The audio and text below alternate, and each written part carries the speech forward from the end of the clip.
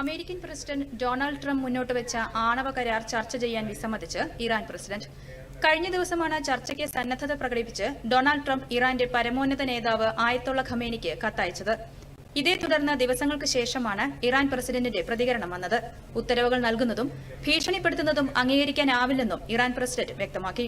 Portuguese പ്രധാനമന്ത്രി Luis Montenegro വിശ്വാസ വോട്ടെടുപ്പിൽ പരാജയപ്പെട്ടു. അധികാരത്തിലെത്തി ഒരു വർഷത്തിനുള്ളിലാണ് പോർച്ചുഗീസ് പ്രധാനമന്ത്രിക്ക് രാജിവെക്കേണ്ടി വന്നത്.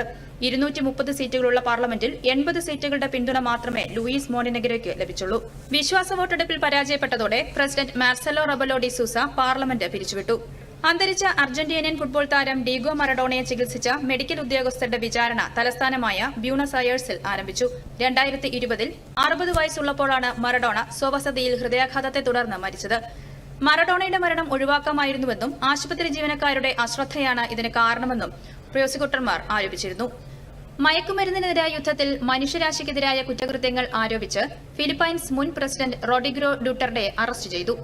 മനില രാജ്യാന്തര വിമാനത്താവളത്തിൽ റോഡ്രിഗോയെ ഫിലിപ്പൈൻസ് പോലീസാണ് അറസ്റ്റ് ചെയ്തത്. അന്താരാഷ്ട്ര ക്രിമിനൽ കോടതിയുടെ വാറന്റിനെ തുടർന്നാണ് അറസ്റ്റ്. ഹോങ്കോങ്ങിൽ നിന്ന് ഫിലിപ്പൈൻസിന്റെ തലസ്ഥാനമായ മനിലയിൽ വിമാനമിറങ്ങിയതിന് തൊട്ടു പിന്നാലെ റോഡ്രിഗോയെ പോലീസ് അറസ്റ്റ് ചെയ്യുകയായിരുന്നു.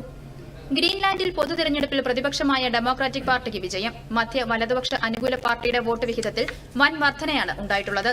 തലസ്ഥാനമായ ന്യൂക്കിൽ ഡെമോക്രാറ്റിക് പാർട്ടിക്കാർ ആഹ്ലാദ പ്രകടനം നടത്തി.